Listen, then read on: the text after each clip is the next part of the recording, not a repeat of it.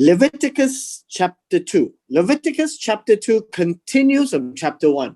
So the other thing that we need to realize from our current English Bibles to the Hebrew scroll is this. Yesterday, when we talked about Leviticus chapter 1, we already identified that the name itself that we have called Leviticus is Greek. The scroll is actually named Vayikra, which is, and he called. And then the second thing that we will notice is in the scroll, or the Hebrew scroll called Vayikra, you find that they do not have things of this nature like the title here. They don't have chapter numberings and they don't have verse numberings. And because of that, it is a continuous writing in a scroll. And that is how scrolls are used. But in our modern day, to help us understand, people invented chapter numbering as well as verse numbering. And sometimes you realize that it doesn't really break correctly. So someone decided that it would be like this. And then depending on the publisher, they will give you things like this in terms of chapter and paragraph titles. Now, one of the things that you would see in chapter 2 is that it actually continues from chapter 1. How does it continue?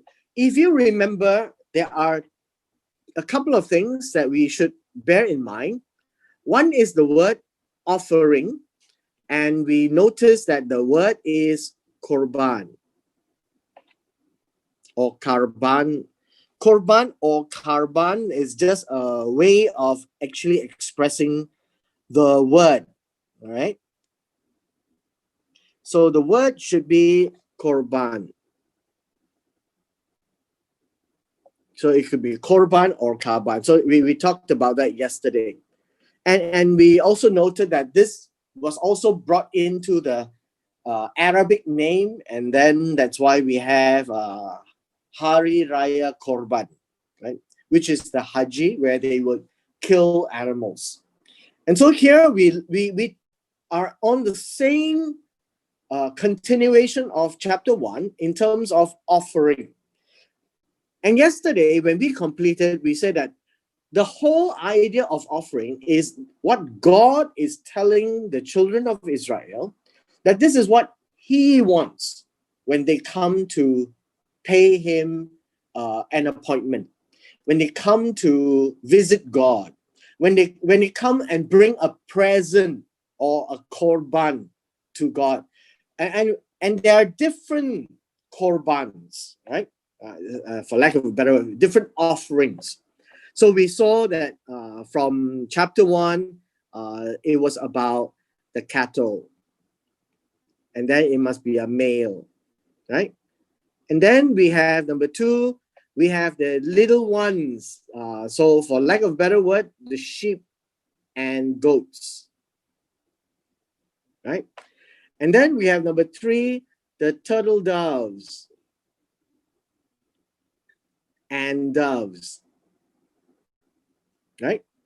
And so basically it is talking about when you come to God and you bring a korban, an offering, and for whatever it may be, there are certain things that you need to do, and then the rest of it is done by Aaron's sons, the priests. So there are 2 persons. You have to bring your own, and then certain things happen, and then you pass it over to Aaron's sons, the priests, and they will do something.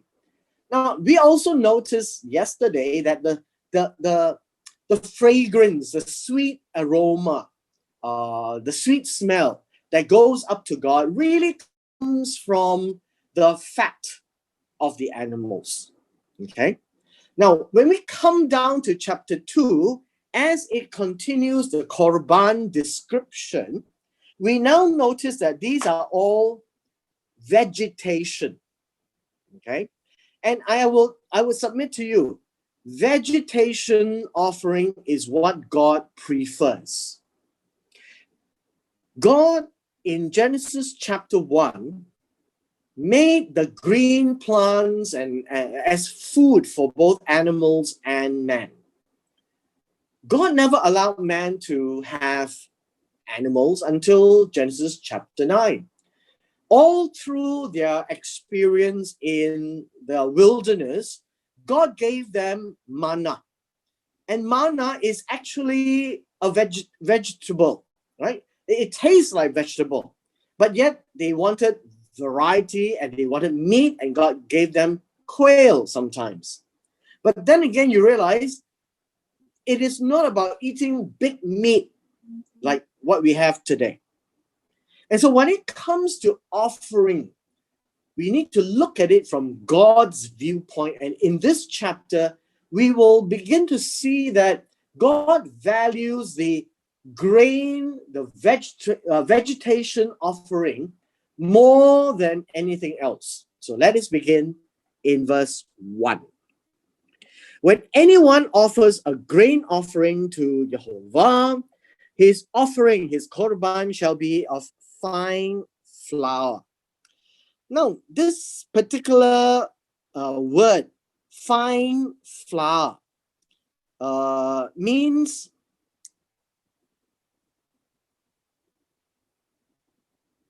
that it is the type of flour that is from wheat, right? From wheat, and it's made into a meal, and it's called a fine flour. It's a type of flour that is stripped off from all the heavy parts of the wheat. And it's typically called the solet. So we don't really need to bother about it, but it's very much wheat-based.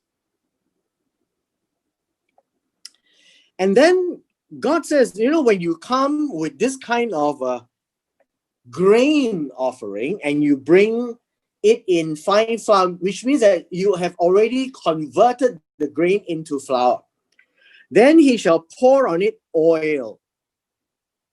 And in this case, shaman oil would most likely be the richness of the vegetation, and likely to be olive. Right, likely to be olive. I can't be sure, but I believe it will be likely olive, because that in the culture they would use olive and not animal fat to do this. So it would be olive oil, and then to put on it frankincense. Frankincense would be what we call frankincense today, but it is from a particular plant. Right? It's from a particular plant. I am not quite sure what the plant is, but it is white in color. And it's called frankincense because it is an incense. It is white in color, white incense. And when you know it's incense, it means that when you burn it, there will be a fragrance. So it is a white incense, very pleasant, and you mix it into the flour. And then God says, you bring it to Aaron's sons, and one of whom shall take it from it, his handful of fine flour. You take it with your hand, and the oil with all the frankincense. And the priest shall burn it as a memorial on the altar. Now let's take a look at this particular word as a memorial. This is called a memorial offering. Offering where the meal offering is actually burned. It's something as a reminder, right? A reminder or a remembrance. And it is also burned. And that is important for us to realize, right? It is to recall something has happened. Hence, that's what you have, a memorial offering on the altar. An offering made by fire. So it's a fire offering. And there's a sweet aroma. Again, there is the appeasement, the scent, and we read about that in chapter 1. Every one of them that was burnt up, there was a sweet aroma. In chapter 1, the aroma comes from the fat. In chapter 2, the aroma comes from this, the frankincense. Okay. The rest of the grain offering shall be Aaron's and his sons. So whatever is not burned is taken by Aaron and his sons. And note this is what you should take note. They are the most holy of the offerings to the Lord made by fire. So far, we have seen everything that God says is good. But it is the most holy. And what is holy? It is the most special of the offering made to God. Remember, holy is not clean. Holy literally means special. It is the most special of the offerings to the Lord when it is a grain offering.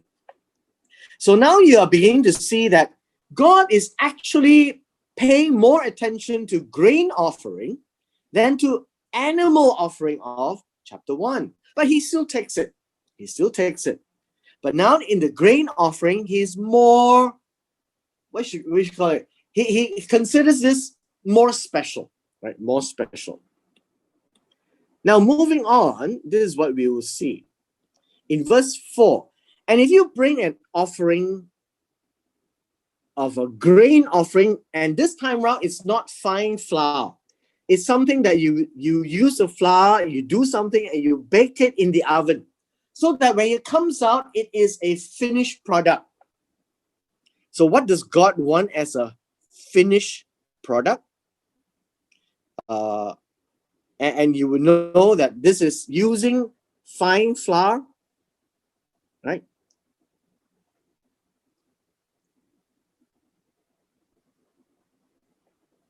This is fine flour. Just now was brought mixed with oil. So you make it into unleavened cakes. Unleavened cakes. Now, unleavened cakes or could be unleavened bread, right? It's about the same. Or unleavened wafers. Wafer would be, this is what is the difference. Wafer is thin. Cakes is thick. Made both of the same type of ingredients, but one bigger and one thinner. That's basically what it means by a wafer, right? Wafer literally means it's something that is flat. Like grass is flat, right? It's like that. It's like a blade. And then anointed with oil. You lay it with oil. But if your offering is a grain offering in a pan means they call it a griddle. Griddle. And you actually use it for baking as well. It's a pan that you use for baking. This one is the oven, and this is the pan. It shall be of fine flour. Again, fine flour, wheat, unleavened. So all of these have no yeast, right? No leaven. Mix with oil. You shall break it in pieces and pour oil on it, and then it is a grain offering. That is also accepted. So in verse 1 to 3, as a memorial offering for remembrance, it is uncooked. In verse 4 to 6, it is cooked. All right. Now in verse 7, if your korban is a grain offering, bake in a covered pan. Now all of these are just different ways of cooking. Okay. You shall make with fine flour and oil. Same thing as in verse 2. All right. In verse 1, right? You see that in verse 1. And this would be, how would you say, a covered pan would be very similar to a pot, right? With cover. And it shall be made of fine flour with oil. And you shall bring the grain offering, the grain korban that is made of these things to the Lord. And when it is presented, now we need to take a look at this word present.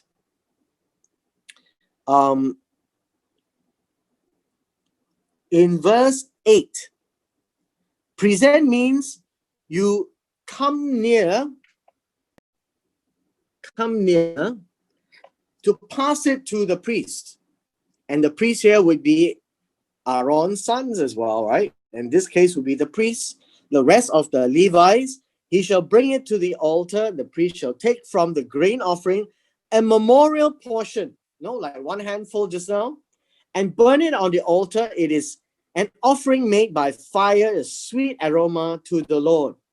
Now, if you notice in these two, you find that there's no frankincense. Okay, from verse 4 onwards, there's no frankincense. You only find that in 1, 2, and 3.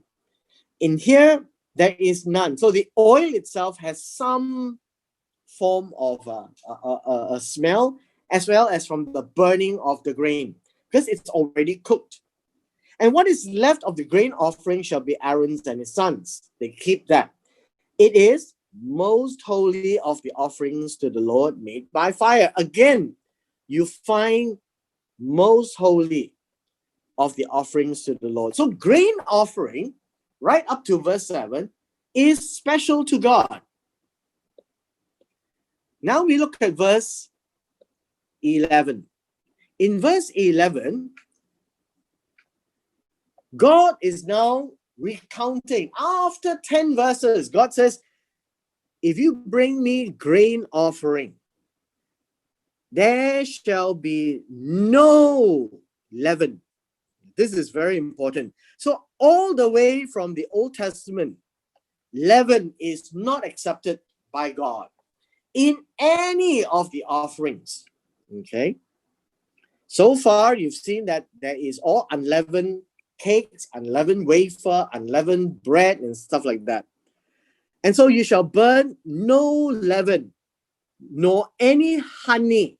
So honey is not used as an offering in any offering to the Lord made by fire. As for the offering of the first fruits, now this is another offering. We had grain, which is wheat made into flour, the fine flour, and then the fine flour mixed with oil and then either made into cakes or wafer, or things like that. Then you shall offer first fruits to God. Remember, first fruits is actually meant as a fruit offering. Fruit here does not mean just fruit itself, but the first of its kind that is from the harvest. You shall offer them to the Lord, but they shall not be burned on the altar. Now, this is another way of looking at it.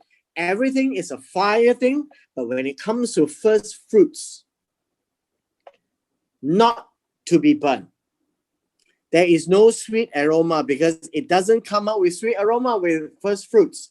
So every offering of your grain offering, every korban of grain offering, you need to mix with it with a little salt. So season with salt. And even those days, they know how to use salt. If you are a good cook, you will also appreciate the way to use salt, because salt is really very different from things like soy sauce or things of that nature. Salt has a very powerful way of use.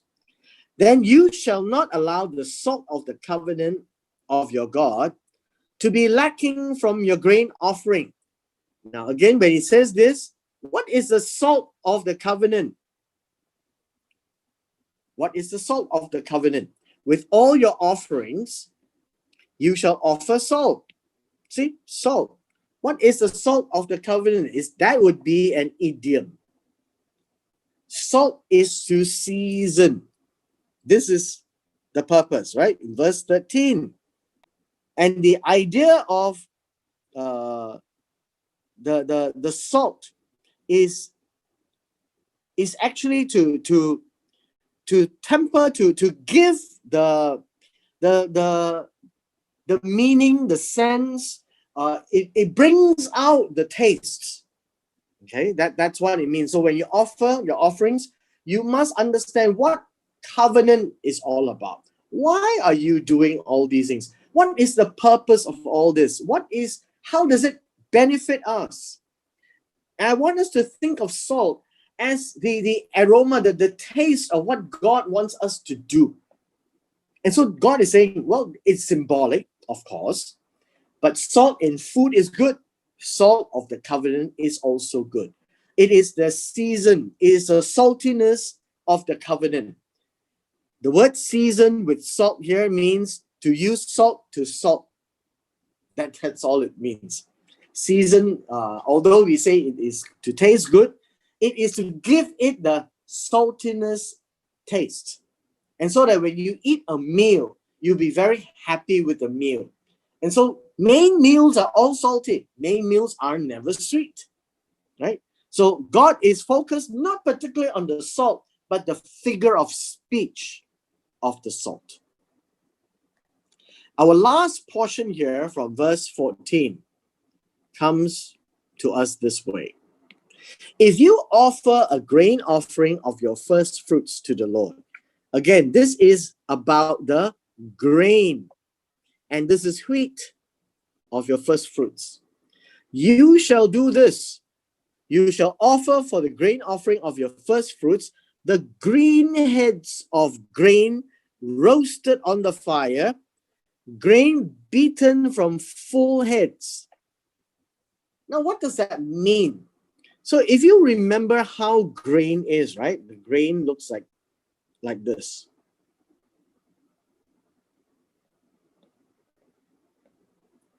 And then the tip of the grain would be golden, right? It will be golden. The tip of the grain will be golden, with a little bit of the green there. And so God says the husk itself is green, right? The husk is green. The grain is inside. The wheat is inside. So what you do is when you take the bunch of wheat and you bring it as first fruits, you need to beat the grain from the head like this in full. So God wants the entire thing, right? The entire bunch. And then you roast it on the fire. And you shall put oil on it. And then you put frankincense on it. So you sprinkle the white powder, the white incense. Maybe it looks like some of our modern, maybe the Chinese incense, looks like that. And so this is now called a grain offering. Then the priest shall burn the memorial portion, which means that it's one small handful of it, part of its beaten grain and part of its oil, with all the frankincense as an offering made by fire to the Lord. Okay. We have come to 14 verses of what we call grain offering, which is opposed to chapter 1, which is animal offering. Now, in conclusion of chapter 2, you would see that God actually says that the grain offering is the most holy, the part that he finds it the most special when you bring this to them. Why? Because the grain offering requires them to trust God every year. as they trust God, then there will be rain that will come, both the former rain and the latter rain. And in this case, for the wheat, it would be the former rain. It will be sometime towards the later part of the middle of the year, or right before the middle of the year, around the time of the Passover to Pentecost. And the importance of the wheat is that had they trusted God, God would have given them rain, and then they could harvest. And God says, I want your first fruits. And you know, the Feast of First Fruits will be the day after the Shabbat of the Passover. And as you know, the Feast of the First Fruit is very unique. There is no specific date. It is not like on the 14th day or the 15th day of the month. The Passover is the specific day.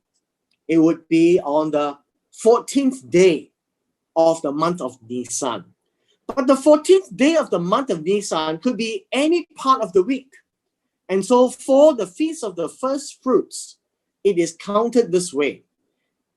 You look at the Passover day, and then you look for the Shabbat or the Sabbath that comes right after that.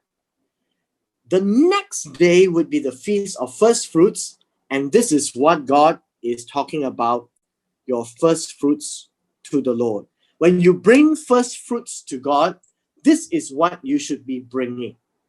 Okay? And in this case, for this particular type of first fruits, you roast it on fire first so it doesn't fall all over the place. Okay? And you shall put oil on it, and then, just like in verse 1, 2, and 3, the priest will then make an offering by fire. The ones with cakes that you bake, they are not, right? They are not. And so we come to an end of chapter 2 to see the stark difference between how God wants animal sacrifices versus grain sacrifice, which is wheat. At the same time, I think we should be mindful that God has given incredible details as to how he wants things done. And so he wants the children of Israel to listen very carefully and to do accordingly. Why? It's because, as we have discussed yesterday, we meet God at his terms. God's appointment, God's rules, right?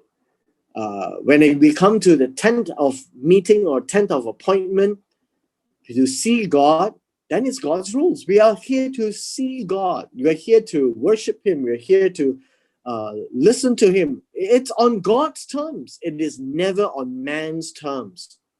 And so man has no excuse really to say that, well, I think I should do something else because this is too boring. The idea of meeting God in this case is not about the people coming, but it's about who the people are meeting, God. Same when we apply it today to ourselves, when we come to see God and gather for worship, it is about God. It is not about us. And hence, when God told Moses to tell the children of Israel all these things, you might think that, wow, it is so tiresome.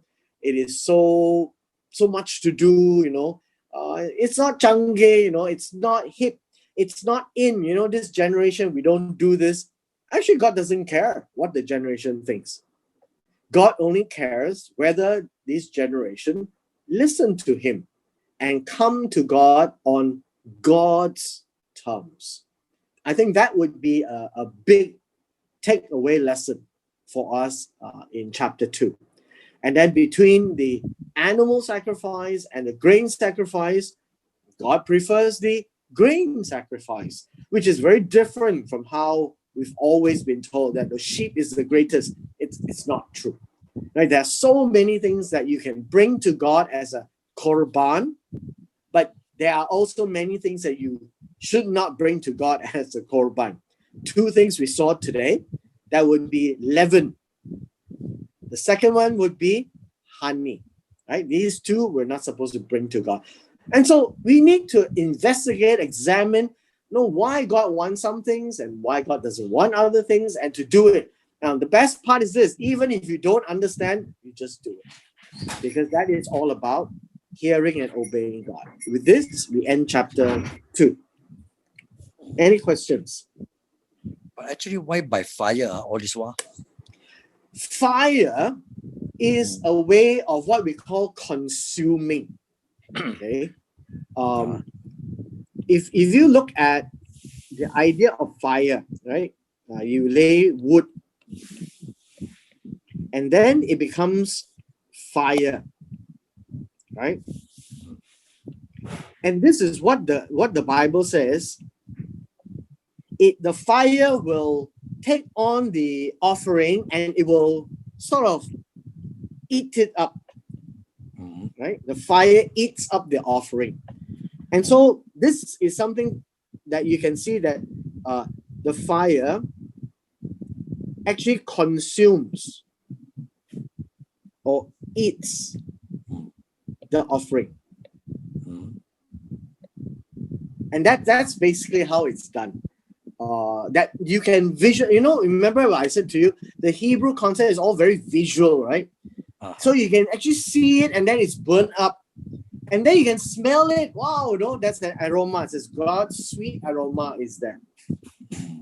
And so the fire is important in that sense, but not everything is burnt, as you can tell.